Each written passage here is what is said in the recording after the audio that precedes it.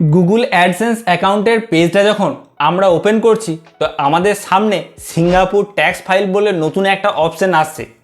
তো আমাদের মনের ভেতর প্রশ্ন জাগছে যে আমরা তো ইউএসএ ট্যাক্স ফাইল আগে থেকেই সাবমিট করে রেখেছি, তো সেক্ষেত্রে কি সিঙ্গাপুর ট্যাক্স ফাইল নতুন করে আবার সাবমিট করতে হবে?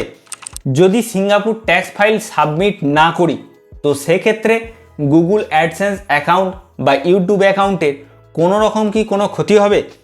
তো এই যে সমস্ত প্রশ্নগুলো আমাদের মনের ভেতর আসছে, তো এই সমস্ত প্রশ্নের উত্তর আজকের এই ভিডিওতে আমি তোমাদের দেব। তোমরা ভিডিওটা স্কিপ না করে পুরো ভিডিওটা দেখো, আর চ্যানেলে যদি প্রথম হও তো চ্যানেলটা সাবস্ক্রাইব করে পাশে থাকা বেল আইকনটা অবশ্যই ক্লিক করে রেখো। তো প্রথমে আমরা গুগল অ্যাডসেন্স অ্যাকাউন্টের পেজটাকে ওপেন করে নিয়েছি। অ্যাডসেন্স অ্যাকাউন্টের পেজটা ওপেন করার পর এখানে দেখো দেখাচ্ছে যে অ্যাড ট্যাক্স ইনফো। তো এই অ্যাড ট্যাক্স ইনফোতে আমরা ক্লিক করব।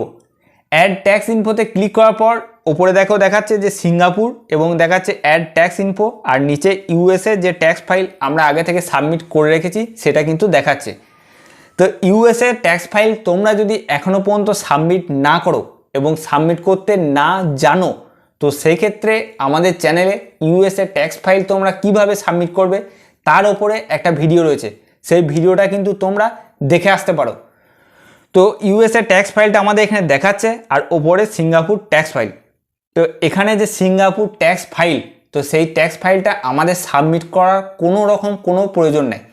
সিঙ্গাপুর ট্যাক্স ফাইলটা তারাই সাবমিট করবে যাদের নিজস্ব ওয়েবসাইট রয়েছে এবং যারা ইউটিউব যে গুগল অ্যাডসেন্স অ্যাকাউন্ট সে অ্যাকাউন্টের সাথে তাদের ওয়েবসাইটটা লিঙ্ক করে রেখেছে। যেমন ধরো অ্যামাজন, ফ্লিপকার্ট, কোকোকোলা, রেমন্ড, এরা ইউটিউবের ভিডিওর ওপর কিন্তু অ্যাড দেয়। তো এদের নিজস্ব একটা ওয়েবসাইট রয়েছে, আবার এদের কিন্তু গুগল অ্যাডসেন্স অ্যাকাউন্ট রয়েছে। তো এই যে বড় বড় সংস্থাগুলো রয়েছে তাদেরকে কিন্তু এই সিঙ্গাপুর ট্যাক্স ফাইলটা সাবমিট করতে হবে। আমাদেরকে সিঙ্গাপুর ট্যাক্স ফাইল কোনো রকম কোনো সাবমিট করার প্রয়োজন নেই। তো তোমাদেরকে এখানে আরও একটা মজার জিনিস দেখায়। ওপরে দেখো দেখাচ্ছে যে পেমেন্টস অ্যাকাউন্ট। তো এখানে দেখাচ্ছে দেখো অ্যাডসেন্স ইন্ডিয়া। তো এই পেমেন্টস অ্যাকাউন্টে তোমরা অ্যাডসেন্স ইন্ডিয়ার জায়গায় ইউটিউব ইন্ডিয়া করে দাও, দেখো এই যে সিঙ্গাপুর ট্যাক্স ফাইল সেটা কিন্তু আর আসবে না। তো আশা করছি তোমরা বুঝতে পেরেছো যে সিঙ্গাপুর ট্যাক্স ফাইলটা তোমাদের সাবমিট করার কোনো প্রয়োজন নেই। তো আজকের এই ভিডিওটা আমরা এখানেই শেষ করলাম। নেক্সট ভিডিওতে তোমাদের সাথে আবার দেখা হবে। তোমরা ভালো থাকবে, সুস্থ থাকবে। জয় হিন্দ, জয় ভারত।